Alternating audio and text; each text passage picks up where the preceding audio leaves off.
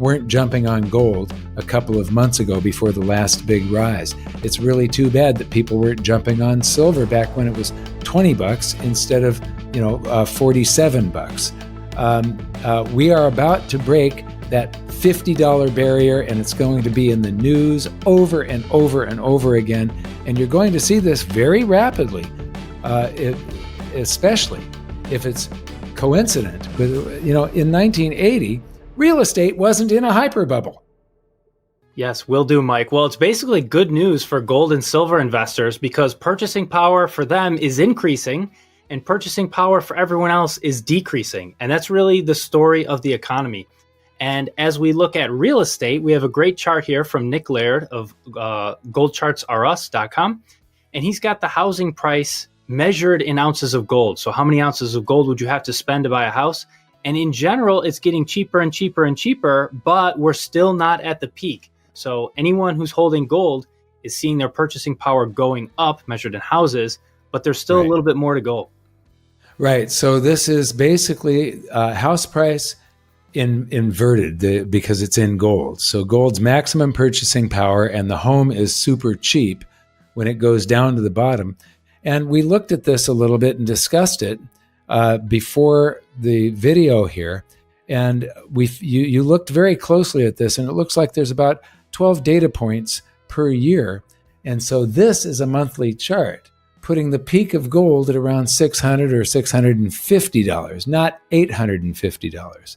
So that spike at the bottom at 1980, where homes become super cheap measured in gold, actually goes much lower than what it's showing, probably down to 50 or below, right? Yeah, I would think so. Yeah, I'd have to do some more math around it. But yeah, absolutely. So what gold holders should expect is that their purchasing power might continue to double to approximately meet, the purchasing power back in 1980, measured in houses. So absolutely, right. However many houses you can afford now, you should be able to afford twice as many if you keep holding gold. Yeah, except I do want to say that it should probably go down to that area if we had 33% debt to GDP like we did in 1980. If the stock markets were super undervalued like they were in 1980 with PE ratios of like 7, 8, 9, 10, where a brand new bull market is just forming instead of one that is hyper overvalued and overextended and about to crash. This time, I believe that we're going to blow way past that 1980 spike down on the bottom. So when you're looking at the value of your gold compared to real estate, you sort of, in your mind, have to flip this chart upside down. Those are the gains in value that your gold is making against real estate. This is how cheap a house is becoming if you're owning gold. So, yeah. Housing prices appear expensive in dollars. But what if we measure them in ounces of gold instead?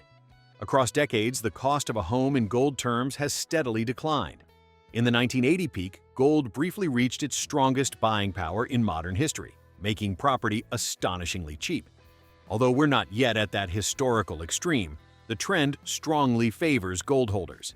If this cycle continues, as inflation, high rates, and debt stress intensify, gold's purchasing power could double again relative to housing. For those accumulating metal now, the future might include more homes for fewer ounces.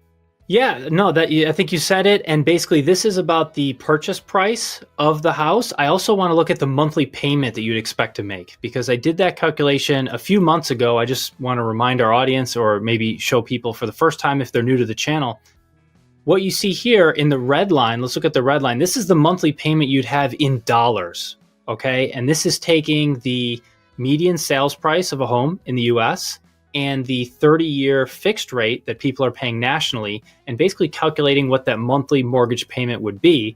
And that's the red line. And you can see it rose a lot in the 70s after we unpegged the dollar from gold.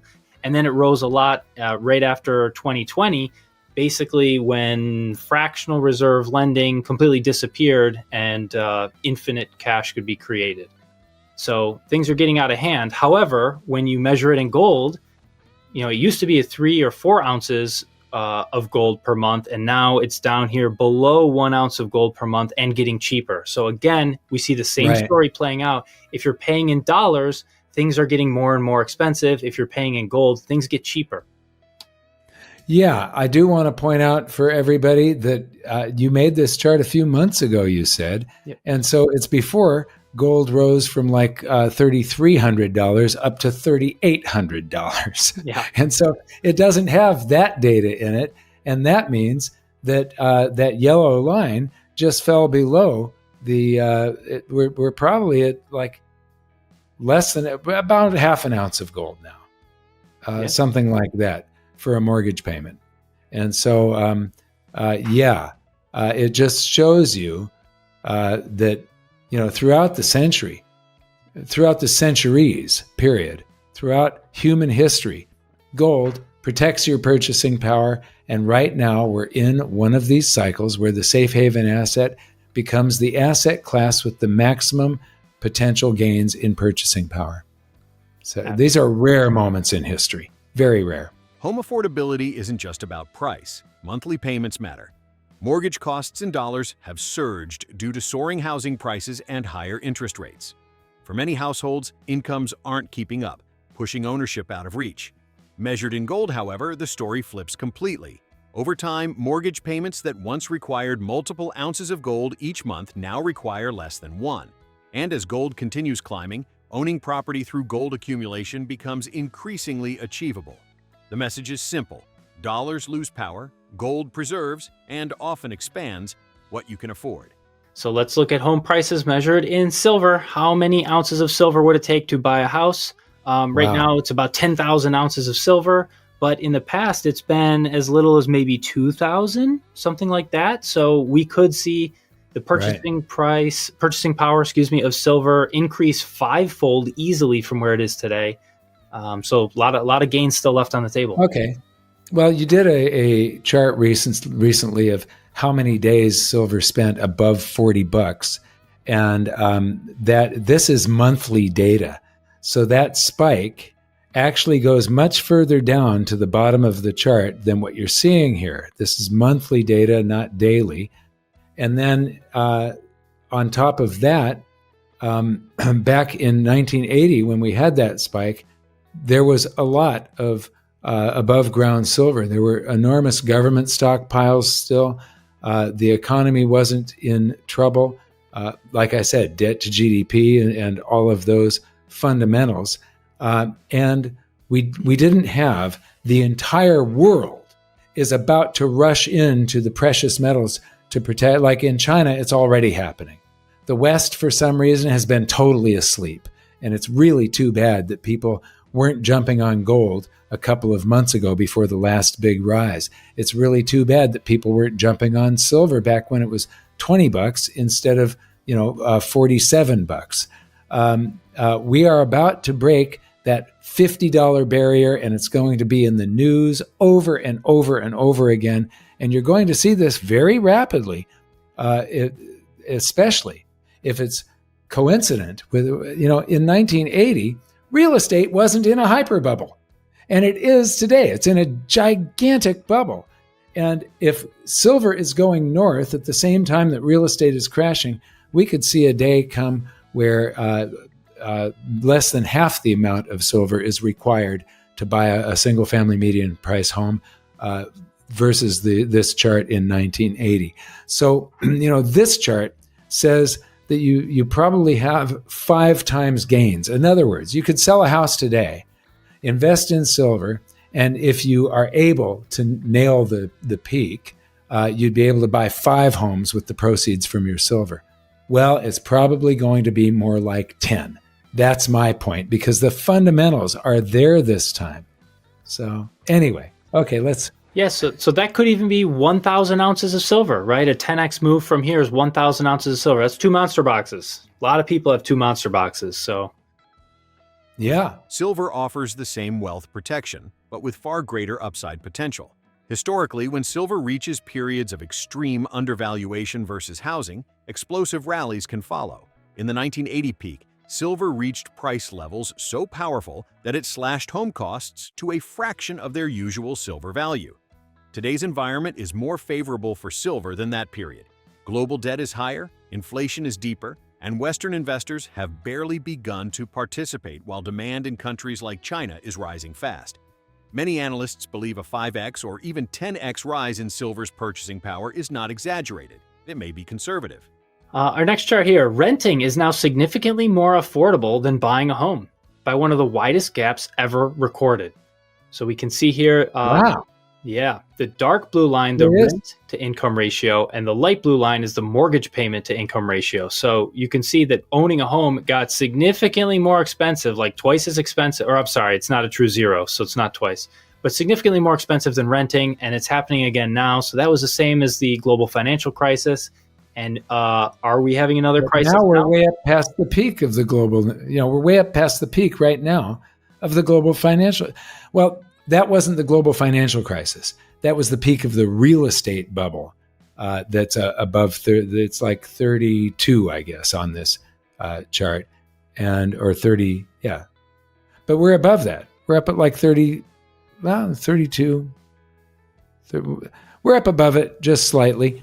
But the thing is, to be up above the 2006, 2007 real estate bubble that led to the global financial crisis when we weren't in a stock market bubble, this is something amazing and scary at the same time.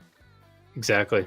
And if it comes down, I mean, what is going to cause it to come down? Like something has to give, right? Something has to crash. Things have to move fairly rapidly to bring back into balance. So we'll see what happens. One chart reveals a growing imbalance. Renting is now far more affordable than buying, one of the widest gaps ever recorded. Similar conditions appeared before the 2008 crisis. Now, mortgage payments are stretching budgets to breaking points. Real estate values are inflated far above income levels, signaling a dangerous disconnect. History tells us this gap cannot persist. Either incomes must surge, which is unlikely in a slowdown, or housing prices must fall significantly. Analysts warn the correction needed is not small. Home prices may require a 40–50% decline to restore historical affordability.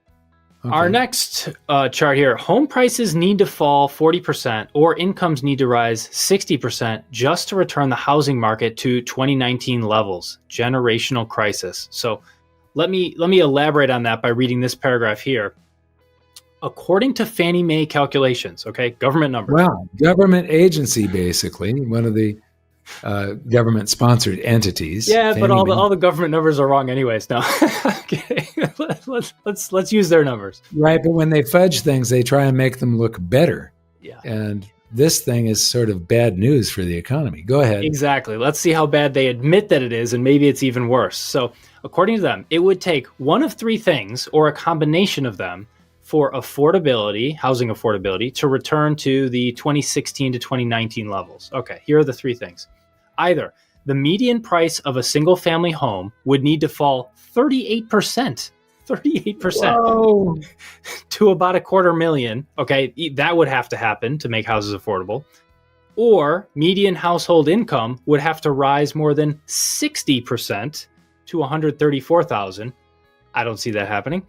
Or the third thing, the mortgage rate would need to fall to 2.35% from roughly 6.5% where it is today. Okay, looking at this, this is just an opinion, so take what you will from it, but I feel like the only one that could possibly happen and will most likely happen is that all of the real estate will fall. We are in for a crash because that is what is in a hyper bubble. Right now, incomes are depressed, but if you go into a crisis, and there is one brewing right around the corner, incomes do not rise in a crisis. Unemployment rises. And so I have a feeling it's probably going to be bigger than that 38%. We're going to see something similar to the global financial crisis, but even worse because it isn't just real estate. It's real estate, stocks, and bonds. Okay. Yeah. What's your take? Yeah, no, I agree with you completely. I don't see mortgage rates dropping. Not to that extent anytime soon. I mean, we're just in a 40-year, declining interest rate environment. We're probably entering a 40-year rising interest rate environment, despite recent rate cuts. it's probably a long-term Yeah. rising rate environment. I don't see incomes rising. The only way incomes would rise is as a result of like a lot of inflation, like massive currency creation. But then the price of homes would probably go up even more than incomes, which is exactly the crisis we're talking about, right? Home prices are Exactly. rising faster than incomes.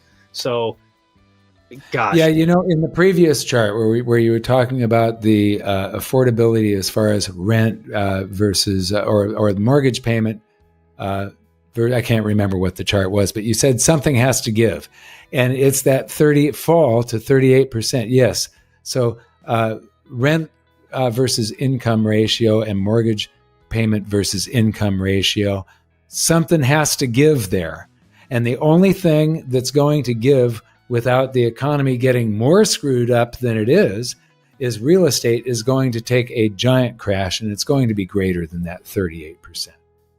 Okay. I think so too. We are witnessing the convergence of financial stress, overpriced housing, stagnant wages, rising rates, and weakening currency credibility.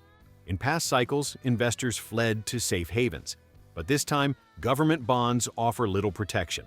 That leaves gold and silver as the primary escape route when confidence collapses.